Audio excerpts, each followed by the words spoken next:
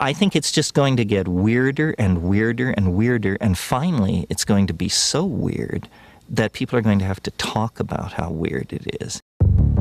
Eventually people are going to say, what the hell is going on? It's not enough to say it's nuts, you have to explain why it's so nuts. The invention of artificial life, the cloning of human beings, possible contact with extraterrestrials, the systems which are in place to keep the world sane are utterly inadequate to the forces that have been unleashed. Welcome back to Forbidden Knowledge News. I'm your host, Chris Matthew. Today my guest is Aman Berry. I am super excited about my third film. It is now in the editing process. We're aiming for a release roughly 6 months from now. We're having a fundraiser for marketing and advertising. If you'd like to make a donation, anything is greatly appreciated. Any donation of $100 or more, you get a film credit as well as a pre-release copy of the film. Also, be sure and watch my previous films, Occult Louisiana's on Tubi, Roku, Apple, and a few more. Doors of Perception is on Amazon Prime and a free streaming service called Relay. We are booking guests for March. If you have suggestions or you'd like to be a guest, email me forbiddenknowledgenews@gmail.com. Today I want to welcome back to the show Aman Berry. He is a lifelong martial artist who uses Kung Fu to help his clients reduce pain, release trauma, and clear negative unseen influences. He is also a paranormal researcher and lifelong student of unexplained phenomena. Aman, welcome back. How you doing? Really good. Good to be back. I'm excited to have this discussion. Yeah, man. Had a great time last time. We went over some fascinating paranormal cases, as well as you gave a brilliant assessment of possibilities surrounding the phenomena and taught us a little bit about protection from malevolent entities. Today, we're going to once again explore some specific cases, evidence, and theories. Before we do, it's been a little while. Remind the audience a little bit about yourself and let them know how they can find out more. Sure. Well, wow. Talk about myself. It's like the hardest question. Um, yeah, I'm a Kung Fu teacher, a Qigong teacher. I help my clients overcome trauma through Qigong specifically. I help my clients reduce pain, release trauma, and clear negative unseen influences. And that I kind of see this almost in a different model than most. I see it as part of a larger healing perspective. So I think I have a unique approach on the phenomena. I do try to ground everything I do in science I can explain, and I don't ask anyone to take anything on faith, especially from me. Like, feel free to question and test everything I say, but I do run a paranormal response team where we help people all around the world with malevolent and negative hauntings that we add no cost to them. Before we get into this, maybe remind the audience a little bit about how you got involved with paranormal clearings. Yeah. So initially, I had some experiences when I was a child, like everyone else, like a lot of people in this field. I've noticed there's a common theme. My experiences weren't necessarily the most positive. Some of them were rather violent and negative. And through my learning process, I found that, hey, well, number one, I wasn't alone. There were millions of people all around the world suffering in silence, just like me, who felt this stigma that they can't talk about it. They can't, who are they going to call? And some of these assaults are no less violent than any physical assault you've heard of. And they don't have a 911 that they can call, right? So Yeah. just, I guess, over the course of a couple decades, I kind of fit myself into this position where I'm fortunate enough to be able to help people. Maybe we could start with some of the cases that you've been involved with that you want to cover today. Sure. So I thought today we would focus in on one specific case with some of my most compelling evidence. I did share some of this last time, but I think it's worth going into and explaining the specifics about it. Sure. Can I screen share? Yeah, let me turn that on for you. Give me a second. Okay. So you can see this. Okay. So this is one haunting, call it ghost cat. As you can see, we got a spectral apparition of a cat right here. Yeah, that's great. Right. So ghost cat case. Um, the name of the person has been shortened, but her fiance got cancer and passed away while in hospice. She was unable to say goodbye, creating a lot of grief. She was also addicted to the Ouija board and experimented with physical mediumship. She was experiencing blackouts, missing periods of time, things flying off the wall, and we taught the white light banishment, which we practiced a variation of in our last Mhm. discussion. Taught a variation of that, but also used other things I'm going to go into, like my singing bowl and other things we'll touch on later as different ways that we can help. I wanted to go over some of this photographic evidence first, then we'll go into the video evidence, then we'll cut back and I'll explain some of the countermeasures, and if we have any questions, we can go into that. Sure. So, one thing to keep in mind is the first thing we want to notice is, admittedly, I wish we had better quality, but this is what we're working with. Like I always say, if this were AI, I think AI would do better. Um, But yeah, so this what's one of the most important things to notice is this is one entity, a black mass overshadowing our client's face, a nebulous shadow form here, taking the form of an almost light apparition, a discernible shadow mass right here, which is a very classic manifestation that we're going to see a bit more of later. An orb, green toned orb, two-toned yellow orb, kind of taking the shape of a face here and a spectral cat that we call ghost cat. Mhm. Now, there is no ghost cat. Not really. There's no ghost of a cat. This was an entity manifesting in different forms. So one of the things that I wanted to touch on in today's lesson is how, I mean, not lesson, podcast. So I get in It's a teacher mode. lesson. I dig it. Uh, I, I spend most of my days teaching private lessons to Yeah, people. So sorry. that's But all good. in today's discussion, I wanted to touch on how it is one thing taking different forms. And the most current research is indicating that the actual closest thing we have to a core form is a ball of light, translucent or emanating ball of light of various colors as a pre-apparition to all of these different types of phenomena, including ghost cat. So that being said, I have some orb phenomena, admittedly not the most compelling, but it is worth sharing here as it is a pre-archetype to the later phenomena that we're going to see later. Let me ask you real quick. Yeah, As far as animal manifestations, you would say that those aren't the actual soul or spirit or essence of the animal. Is it possible for those to exist, for animal ghosts to exist? okay, so there's a couple different thought processes on that. Mhm. Um, Is it possible? I'm certain it's possible, but kind of my thinking is, at least if we're going with classical modern paranormal theory, which is just one paradigm among many, but the paradigm that we're working within right now is that what makes a ghost or a situation where a disembodied consciousness does not move on in the natural evolutionary cycle is in fact the human ego primarily, is Mm, what causes ghost syndrome. right. Oftentimes, these animals lacking a human ego, I would lean towards they would just follow their natural progression more instinctively. And when I watched my dog cross over, held her in my arms, it was like that. Like there was not even a thought of her like becoming a Yeah, ghost.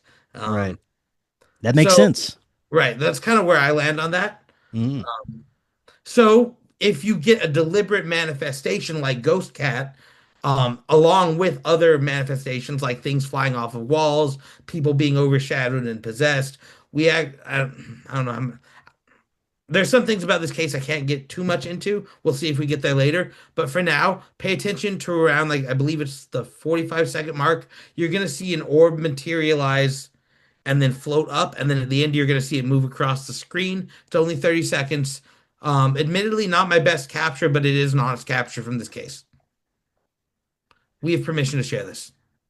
Okay, see, pay attention near her shoulder, coming out of her shoulder. Yeah, see it. It's coming out of her shoulder, moving through the air. She was experiencing episodes of possession. You'll hear that reported Oh, in numerous other cases as well. In a moment, you're going to see it streak across the screen. This is known as a pre-archetype to other types of phenomena.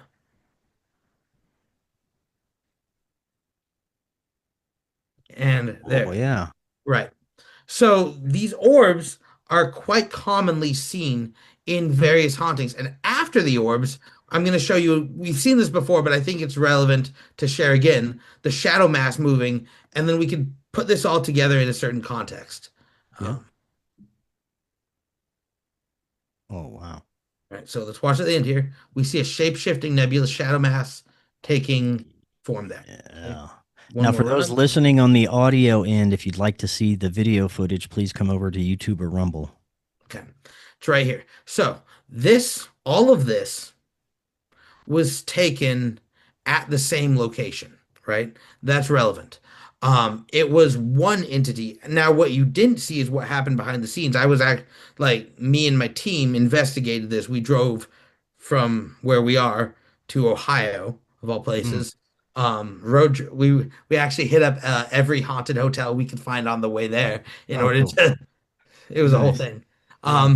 But yeah, we got there, and it took a lot of doing to get that entity out of the house. And I used various different mechanisms and means in order to do that. And I kind of wanted to talk a little bit about the why behind our psychic self-defense protocols and kind of maybe go a layer deeper than I did in our last discussion. But did you have any questions about that case? Not particularly about that case, but I wanted to get your thoughts on spirit phenomena or hauntings in general. You presented the possibility that a lot of this phenomena may be either a singular intelligence or a field of intelligence that can manifest into different forms. Would you say this is also true for spirit encounters? I'd also ask the same question about the animals. Is it possible for spirits to really manifest, or is it all something else mimicking spirits? Okay, that's the million-dollar question, isn't it? Hmm. I think that's the next big phase of the research. In the same way that we had pioneers like, Ed and Lorraine Warren, Hans Holzer, all the people of the previous generations, Dion Fortune, all the people back in the day. The next big question, I think, is that question. So I can only give my take on it, and I don't I know this disagrees with a lot of people, but I do think there is some variance. I do think I do think there is such thing as an actual human spirit haunting. I do believe there is actually something as an elemental consciousness. I do believe there is actually something like a celestial higher being manifestation. And I do believe there are things such as dark force entities. And I believe they exist independent of one another. I also believe that dark force entities are cunning enough to mimic all sorts of phenomena. Now, let me justify my claim here. Why would I say that? Now, yeah, you could. I've argued both sides of this in my head a million different times. So I think I pretty much know what I'm going to get hit with. But so as a paranormal investigator or as an occult researcher, whatever I'm doing, whatever my hat of the day is, um, I show up at a house and all the evidence indicates a human spirit manifestation. Now we have to talk about what indicates a human spirit manifestation. Well, number one, oh, I have to, of course it's fine. Okay.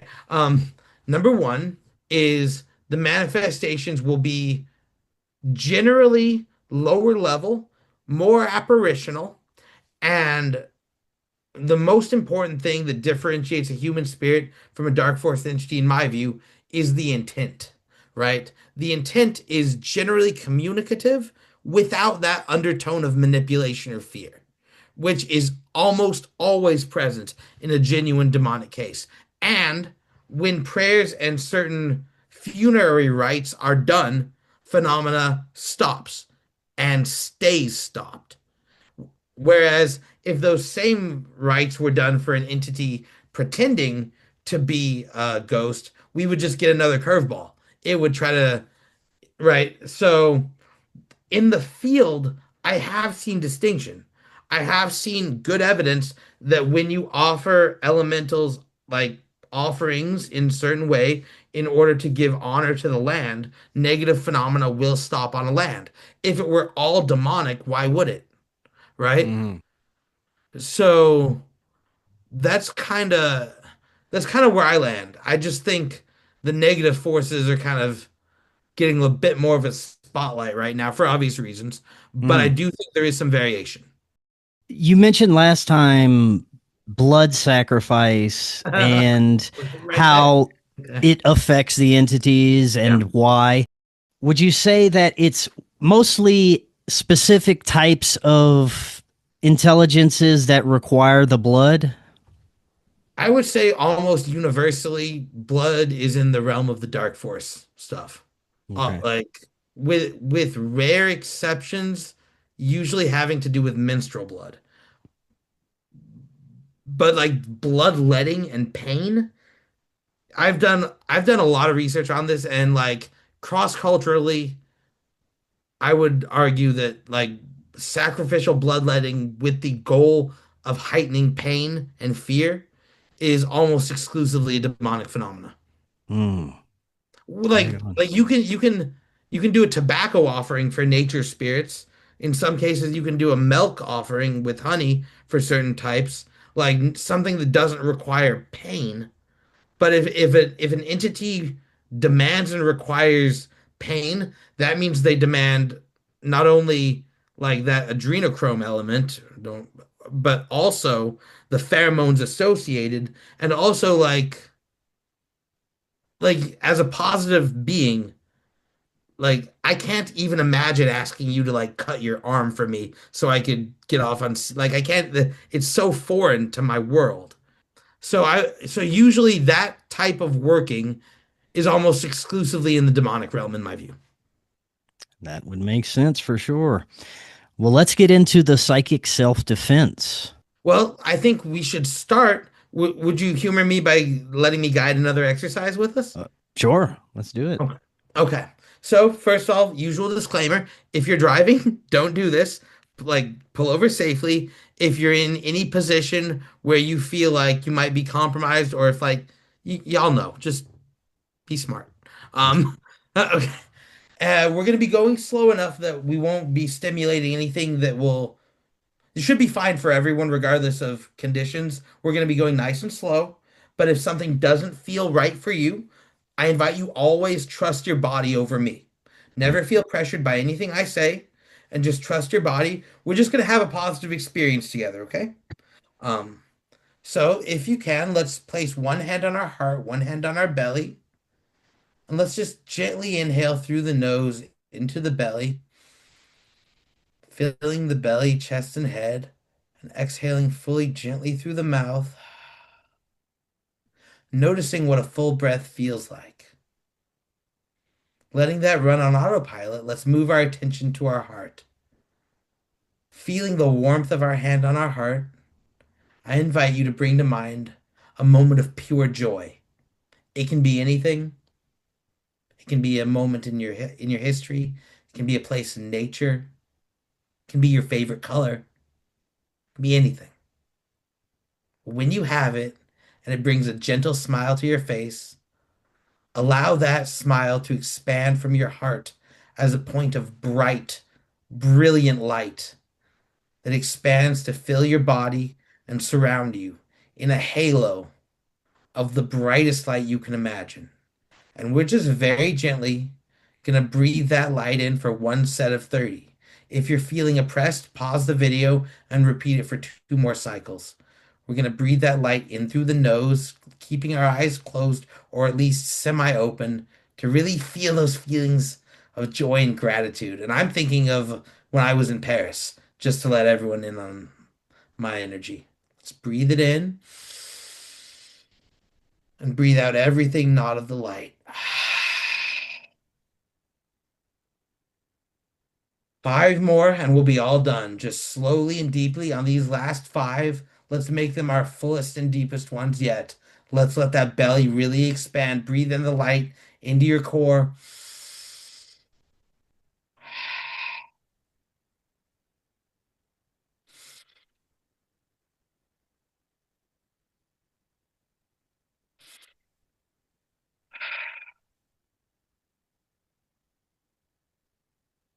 Last one, then keep your eyes closed. Reconnect with that initial sense of joy, of love.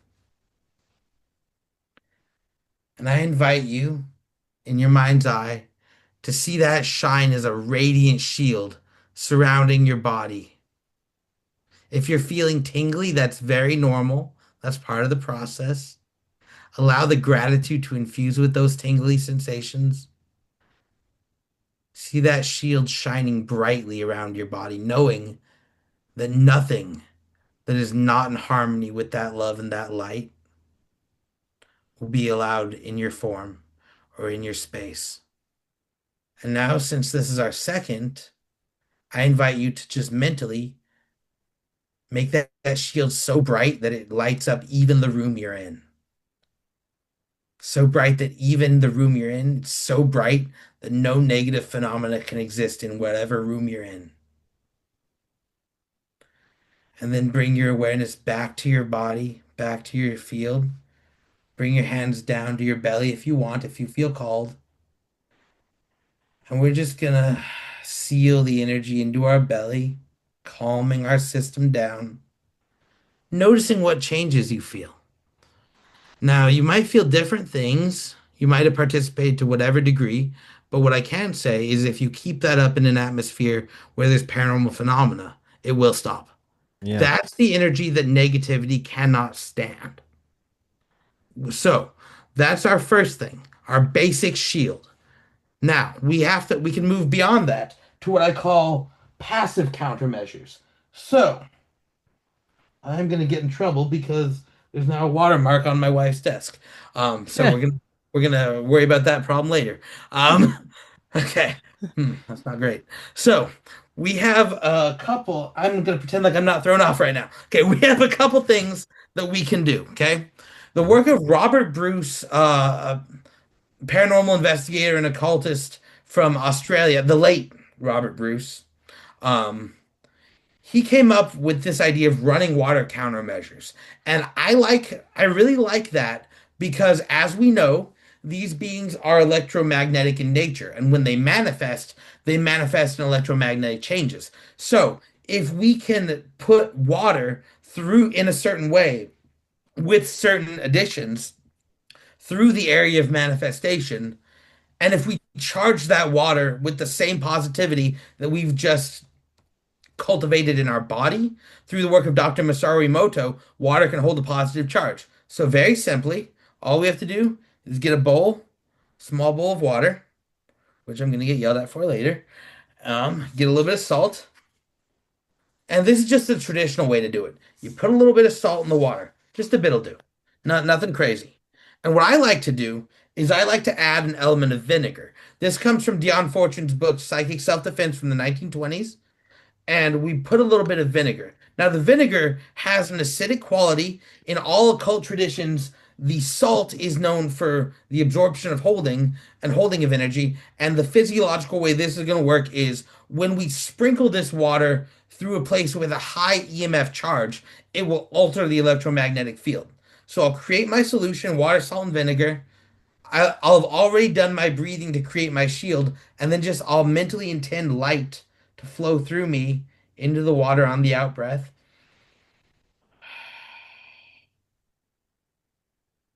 And then I'll go to anywhere that I'm experiencing negative phenomena and I'll sprinkle the water. Anywhere that I'm experiencing violent or negative haunting phenomena. And the vinegar with its acidic quality will evaporate into the air. And that has been shown in field research to cut back on haunting phenomena. It's just a good way to deliver the energetic charge. That's something very simple that anyone can do. It's called charged water protocol. It's literally one of my first go-tos. Now we got to talk about some of the other go-tos, okay? Why would I have a horseshoe? Okay. What do you reckon this material is made out of? Iron? Exactly. So we have iron horseshoes, and we have hematite stones. Okay. Hmm. I have both saturating all over my house. Hematite and iron work for the same reason. Hematite has a very high iron content, and if you just, I put them over doors in my house. It's you would think I'm mentally, you have no idea, but like it's questionable. But the more amount of iron in an environment, the more the iron will actually interfere with the electromagnetic waves and also frequencies the negative entities are using. It'll act as an absorber. Okay. So we have our charged water, we have our iron and our hematite. Now we have a couple more options too, right? We also have our sonic options. Zoom is notoriously bad for this. You probably can't hear this at all, but these singing bowls are powerful ancient tools from Tibet that you can play. Yeah, I can't hear it. I know. I know you can't. I've tried this many times. But if you have one and you know and you learn how to use it, these singing bowls can add a layer of sonic protection. So if we understand that these entities are manifesting, the sound waves are actually tangible. They're changing the frequencies of the environment. Now, then we have our more traditional approaches, smudging. So here, a lot of people either misunderstand or say negative things about this. I've been accused of this being a closed system, but I have direct permission from the Lakota lineage to share these methods. Mhm. So smudging traditionally is not is known more in those circles to suppress phenomena by putting spirits to sleep.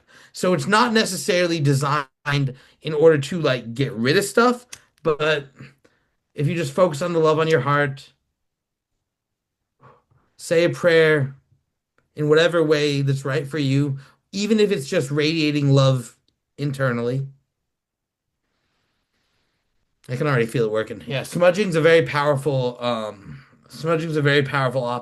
So just to recap, we start with our own physiology. We create a strong psychic shield that is impenetrable to negative entity influence. That's always step one. Step two, we establish our passive countermeasures, i.e., the charged water, increasing iron content. You can also increase iron content internally with iron pills, but always check with your healthcare provider before doing anything I say at all ever in any Yeah. capacity. Um, and then we have our sonic countermeasures. They're also known to be vulnerable to ultraviolet light as well. I've also used extremely bright light in order to stun phenomena. So Hmm. we have more options than we might think. As far as iron and the frequencies that you just mentioned, does this work for most negative entities or specific kinds? There are a couple layers to that answer. Um, I have found it repellent to negative phenomena most of the time, to varying degrees. Hmm. So it'll act as a barrier, but I like to stack my barriers. I like to have multiple layers of countermeasures in place. So in order to give me the best shot at weakening phenomena before I have to face it with just my shield alone. Because that, I mean, I've done that, but there are other options as well. So it acts as a deterrent in the same way pepper spray acts as a deterrent. Can some criminals fight through pepper spray? 100%. Could I if I'm dedicated enough? Yeah. But would I have a good day? Not really.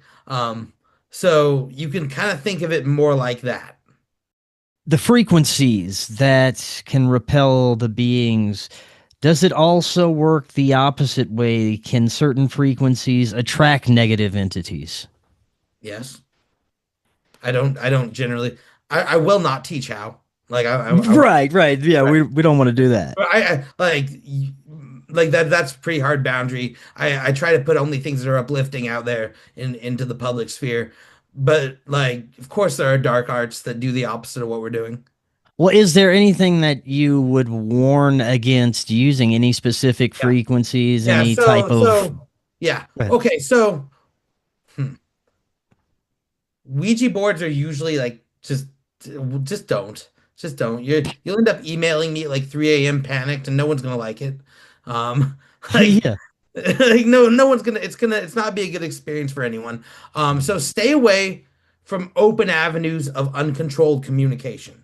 Whatever type of seance, whatever opening that mental door, like if you're gonna open that door, make sure it's in an educated, contained, and research-oriented way. And I guess if we gotta sum it up, I warn against dabbling. If you're gonna do this, become a pro or stay out of it. Like Mm. like dabbling is where people get in trouble. Um, and like if I'm being honest, sometimes there is good reason to open that door. I wouldn't recommend it for most people, and I Mm. don't do it at my own home.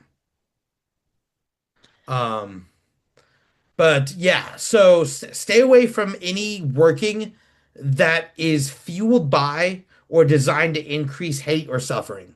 Whatever practice you engage with, make sure it's fueled by, to the best of your ability, like a genuine sense of wanting the best for people. Like I'm no one's a saint, but like if I tell you to focus on your moment of most intense hatred and project that, like it's only gonna hurt you in the long run. Mm. Like, yeah. Have you seen any cases that stemmed from violence or abusive individuals in a certain household, something that's occurred for a very long time and it might attract negative energy? Absolutely. So that's a worthwhile discussion to have. So classically, these entities can be attracted a couple different ways. They can be attracted or they can be directly invited, right? And attraction is exactly what you're talking about, where it's like an atmosphere becomes so fundamentally increasingly negative over Mhm. such a long period of time, it becomes attractive to these causal forces that are somehow able to manifest through resonance in these locations. That's why one of the best countermeasures is keeping a relatively happy home if you can, right? Like to the best of your ability, don't let your home fall into negativity, fall into squalor. Don't let yourself fall into despair. I know how hard that is, trust me. Mhm. But like dwelling on negativity, atmospheres of abuse, violence, all these things are fertile ground for the negative polarity. And from what I understand, young children are extremely open to this phenomena for the most part and may even attract some of these beings. Oh, I'm so mad. You're gonna get me ranting. Oh, this is like, okay. Parents, believe your children's experiences. Mm. Okay? Don't discount their experiences because they're small people who have vivid imaginations. Even if it is just imagination, listen to them. But if it's not, you're gonna really want to have listened to them, right? Because these children, they feel alone, they feel terrified, they feel like I'm actually getting, sorry, I get passionate about this. I've seen this many times. They feel completely isolated and alone. Mm. And the people that they should be turning to trust are gaslighting and negating them until I yell at them, right? Yeah. Sorry. But like it's painful to see children abused, cut, assaulted in ways I won't describe here. Little 3-year-old girls, man. Last time Yeah, we talked a little bit about the stages of possession. right. Are there specific kinds of malevolent entities that are able to achieve possession? Can I answer that in a bigger context? Because that Of brings up course. a bigger discussion. Yeah. What is the point of possession? Right? Mm. Like, okay. To the best of my knowledge, the point of possession at the core of behind all the drama and all the theatrics and all the sideshows, at the core of it, it is a predatory parasitic presence trying to increase its foothold in this reality. It starts with localized. locations and then progressively moves to people. Once it moves into a person, it tries to spread its frequency as far as possible to create more damage, to change the conditions, to make it more hospitable to whatever their force is. So I think possession is part and parcel to a greater parasitic, I don't have a better word than archontic phenomena for it. Mhm. Um, like I don't even like to use terms like that, but there's no better word than like almost an archontic, parasitic, Wendigo style. However you want to look at it, it's a parasitic style intelligence that wants to increase its foothold on reality. So okay, but that brings up another discussion. Can ghost and element possession happen? Yes, it can. But usually ghost possession is more akin to like a drowning person on a raft just trying to survive. Mhm. There's a lot more panic in ghost possession than trying to induce fear. It's these like they're literally confused. Like they it's sad. Elemental possession is usually because someone went somewhere and did something they shouldn't have done. And then they need their stuff rebalanced with qigong and other practices. But the possession that we're talking about classically comes from astral parasites, dark force entities, demons, whatever word Mhm. you want to use for them. When possession occurs, is it always preceded by paranormal activity, or have there been instances where the person is just feeling anxiety or Yeah. bouts of rage or just different emotions that come out and eventually builds So to a possession? we have to differentiate between phenomena and influence. Okay. Okay. Right. So what you're speaking about is influence. General negative influence. It's like your brain radio is somehow tuned to the frequencies of the negative station. Mhm. Okay. That does happen. And I'm actually doing a lot of research right now exploring elements of schizophrenia and dissociative identity disorder. Uh, I can't really talk about that right now. It's pending research, Mhm. but I think the human brain, like a receiver, can pick up on different like vibrations of existence levels. So, in that regard, it is possible to pick up on demonic influence that should be distinguished from the experience of an acutely haunted house, where phenomena is in a predatory and knowledgeable way trying to break down the free will. Now, does being attuned to the demonic station help with that? 100%. And usually during stage two, that's going to happen anyway. When they get into internal oppression and they start messing with your mind, that's going to happen one way or the other. Um, but Does that kind of help? So like Yeah. it's kind of a yes and. I wanted to dive into something we didn't really get to last time, and Mhm. that's your thoughts on the extraterrestrial phenomena, people's abduction experience, Yeah. what's really happening behind this. I think it's multi-layered, but I'm Yeah. also leaning more towards something more metaphysical rather than physical, something more like an intelligence that can manifest as different things as we were mentioning earlier. Have you Terrestrials. compared Fey and Jinn literature? Yeah. Oh, yeah. Okay, so we can have this discussion. Um, Abductions are both spoken of in very eerily similar ways in both Fey and Jinn literature, right? If we go into medieval Europe, there are accounts of that. And if we go into the East and South America, there are accounts of abduction style experiences. I too lean towards something manifesting potentially. Now I'm open to it, but in maybe most cases, it's not a full physical abduction, leaving room for some exceptions. I don't know, but because the same countermeasures that I employed just a moment ago stop abduction experiences to at least some degree, in the same way they stop negative phenomena, would lend credence to our theory that whatever this phenomena is, it's electromagnetic in nature. And because it unifies all phenomena, it can't not be electromagnetic in nature. So if we focus our attention on that area of the research, that's where we can push back.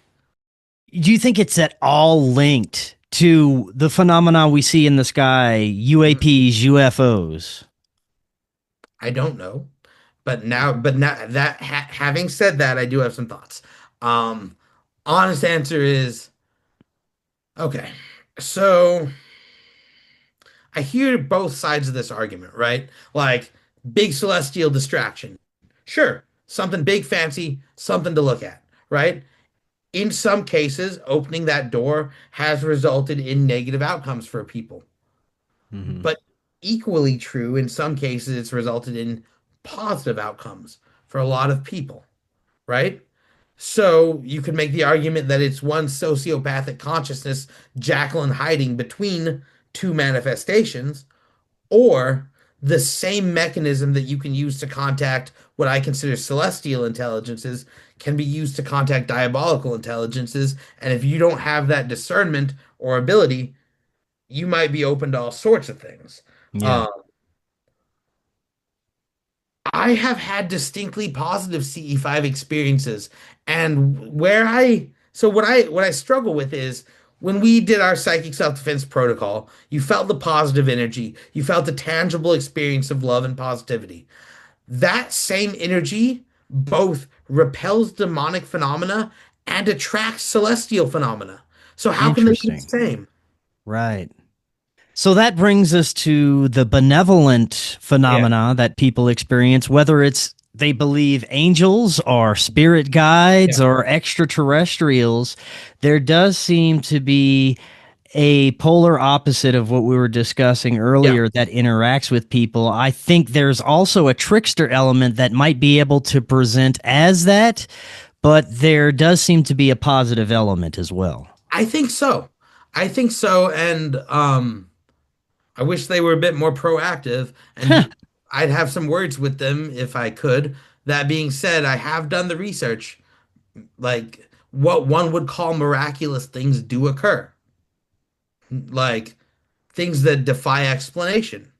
In the Mhm. near-death experience research, inherently positive things are reported quite a bit of the time. Look up Eben Alexander's work. Like when he crossed over, he was reporting celestial flying orbs in his after-death experience. Same thing with Howard Storm. These self-same orbs are maybe what we're seeing in the sky in these positive things, and it might hint at a deeper reality, the language for which we don't quite have yet.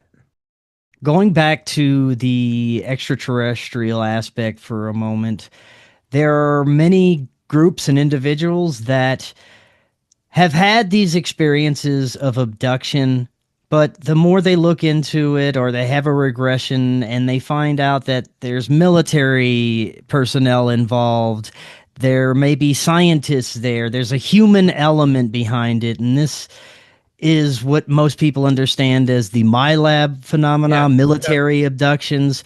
I Right. believe this is a massive part of some of the experiences that people are having. To Right. what extent our military is involved, I don't know. But what I'm wondering is if you've worked with anybody that have had these military experiences. This is a heavy topic, bro. Okay. So hmm, I have worked with people who have claimed to. Hmm. Um, that's what I can say honestly. Um, I have worked with people who have claimed to. I have not been able to 100% verify their claims. I have also done trauma work with people who have experienced trauma consistent with MK Ultra style stuff. Hmm. I'd imagine I don't need to explain that full. Right. Okay. Okay. Yeah. So I have done work with severely traumatized individuals who have claimed that this trauma was systematically imposed. That's a slightly different discussion, but I've had more experience in that realm. If I'm being very honest with you, I'm trying to stay out of the military's radar. I like if if I can I'm respect that. if I'm if I'm gonna be honest with you, like not my entire family didn't sign up for this life I did. Um, Mm, yeah. but do I know what you're talking about? Absolutely. Now, I do have a couple questions though.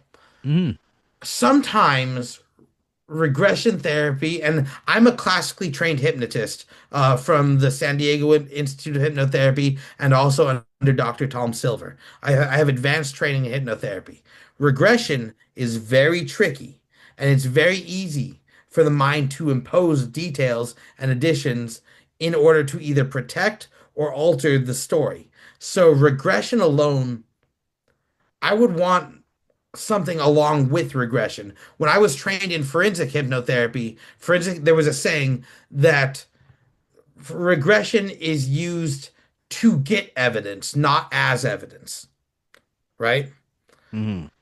So, without speaking ill of anyone, I would say we should have a slightly higher standard of evidence if we're going to make giant claims like this, especially when we know how tricky the subconscious mind is.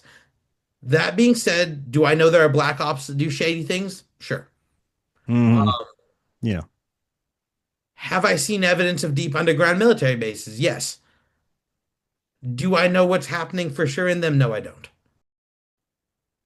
Do you think that there is a portion of people who experience paranormal or extraterrestrial phenomena that may be being experimented on by not necessarily the military, but other clandestine groups? You talking about the Havana syndrome, that type of stuff? Or Could be. I mean, I've done shows where people who not only claim to have had family history with MyLabs or MK sure. Ultra, but they have paranormal phenomena that follows them around, but it also coincides with different types of entities following them, sometimes human, sometimes extraterrestrial. It just seems like a plethora of phenomena that surrounds certain people that may have a family history of intelligence affiliation of some sort. There are so many layers to this. But okay, okay, yeah.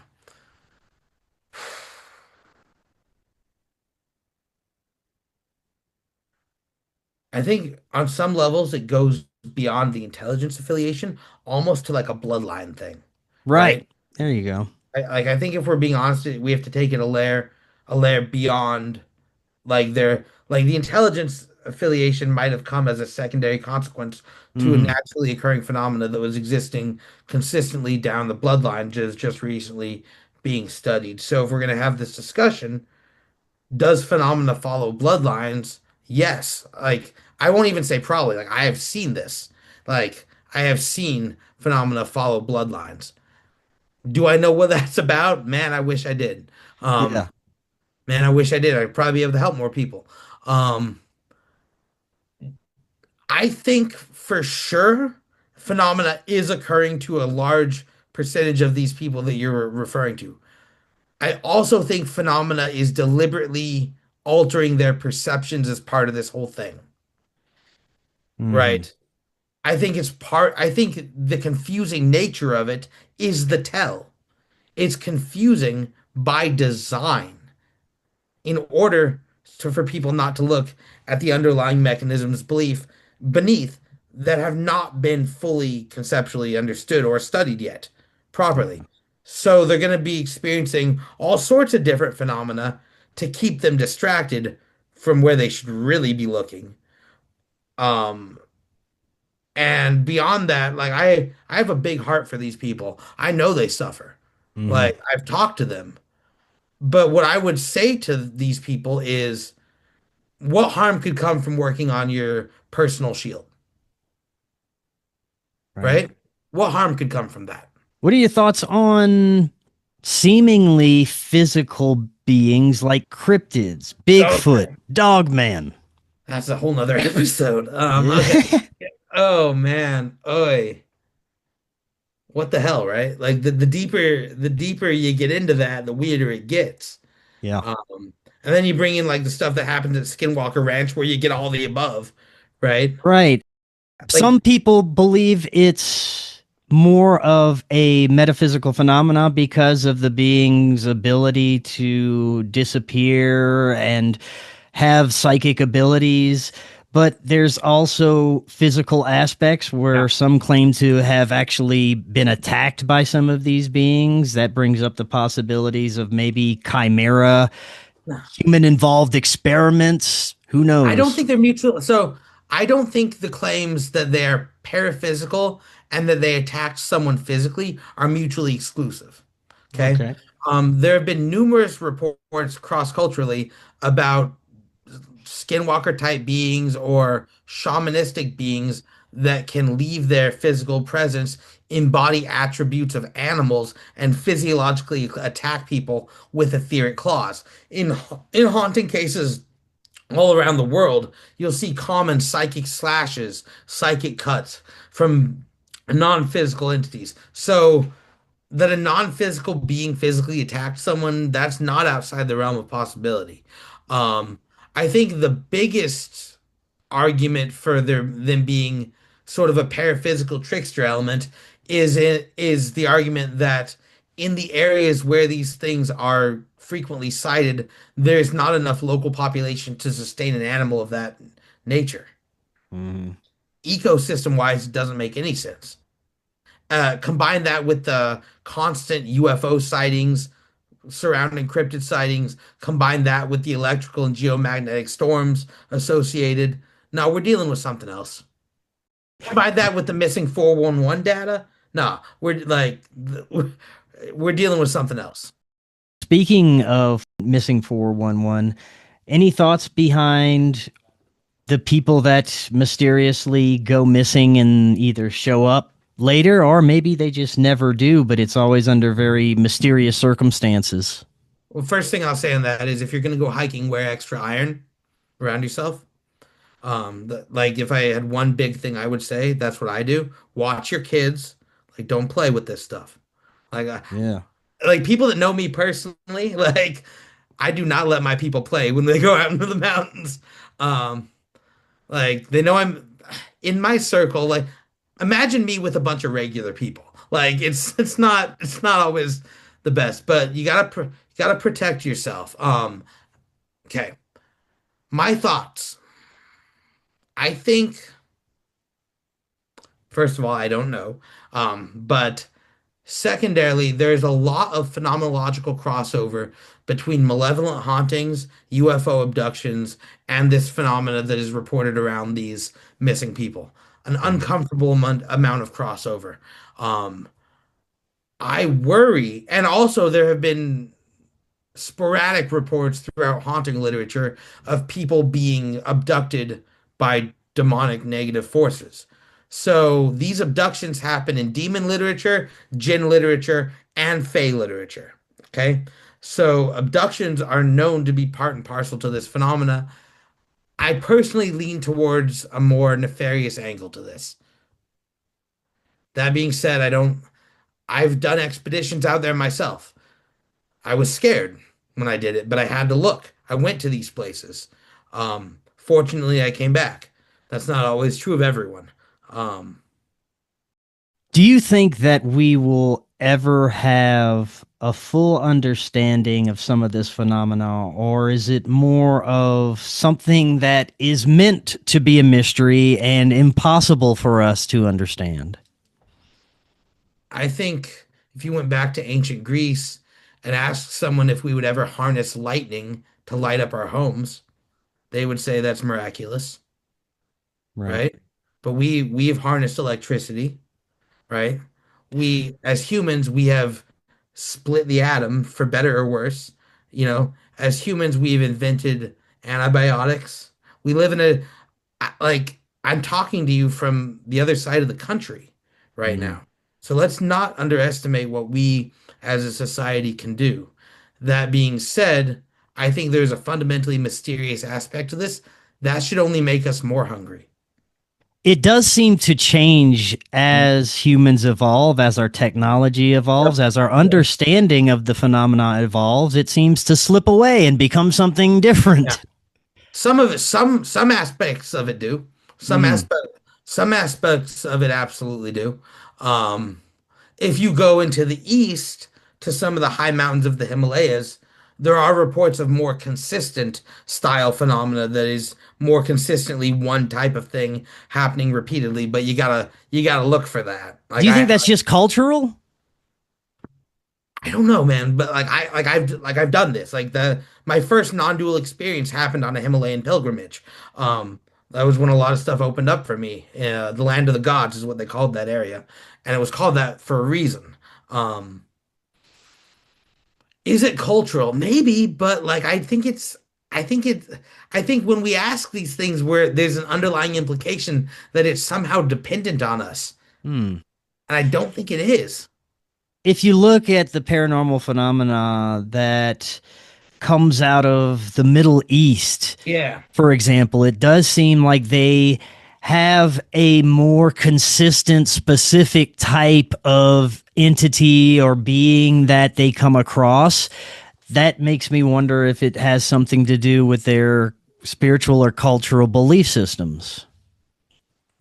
If that were the case entirely, why would it correspond so well with the Hindu Asuras, the Fae, the Flyers of South America, the Wendigo of North Canada, right? Like, Hmm. it seems rather unique until you dissect it, at which point we're dealing with possession, abduction, bloodletting, sacrifice, terror. It In could be that those parts of the world have not caught up technologically like other parts, and they keep a more standard belief that is more consistent with original belief systems or ancient beliefs, and they haven't adopted a lot of the Western cultures, so they are, in a sense, kind of stuck in a time in history where those phenomena can remain the same. Right, right. Like the cultural zeitgeist allows it in a certain Hmm. way, right? And that's beyond my understanding, but Yeah. I do see what you're talking about.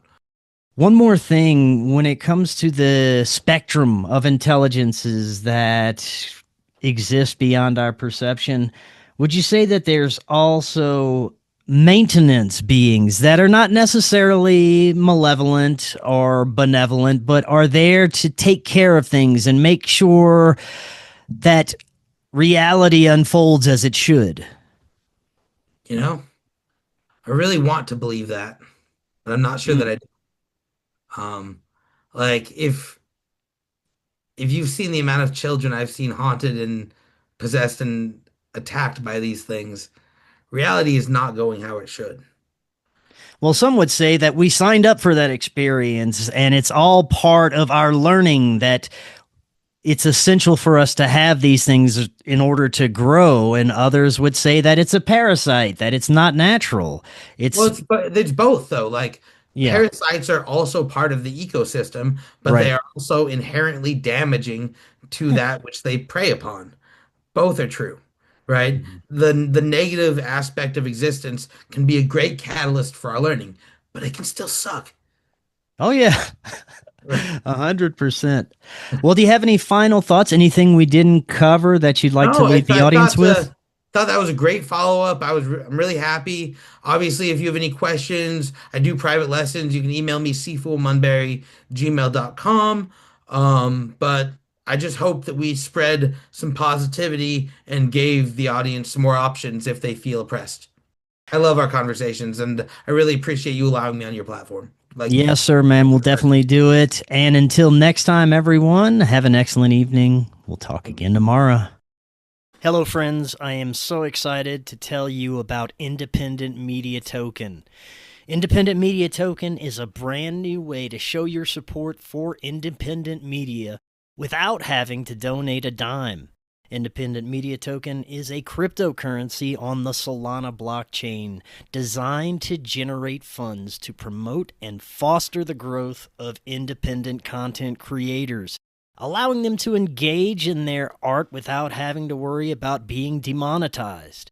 Through a network of media partners, of which you yourself can become a part of, Independent Media Token's goal is to ensure the powers that be can never cut off all of our areas of funding and censor the only free voices left in the world. Join the movement today You can pick up Independent Media Token using Phantom Wallet or the Solana wallet of your choice, where you can easily swap your Solana for IMT. Grab some IMT today and remember to always know your team. To learn more, visit independentmediatoken.com or use the link right in the description. If you're looking to start your therapeutic microdosing journey, but don't know where to start, especially when looking for the highest quality ingredients, including nootropics, and what you'd expect from a true microdose capsule, check out our friends at Brainsupreme. They offer the absolute highest quality ingredients so you can start your microdosing journey knowing that you're getting top-notch ingredients. To find out more, visit their website using that link right in the description, and you can get 15% off your entire order. Are you and your family prepared for an emergency? Maybe the fake alien invasion? Now is the time to prepare yourself and your family for any event. Check out Prep Starts Now. Their mission is to provide high-quality preparedness products that empower individuals and families to be ready for any situation. They're committed to delivering reliable, trusted gear to ensure your safety, security, and peace of mind in times of need. Their product selection is carefully curated to provide you with the essential gear you need to stay prepared. From emergency kits to tactical tools, every item is chosen for its reliability and practicality. Prep Starts Now understands the importance of family, and their goal is to equip you with everything you need to build a solid plan for your family's preparedness.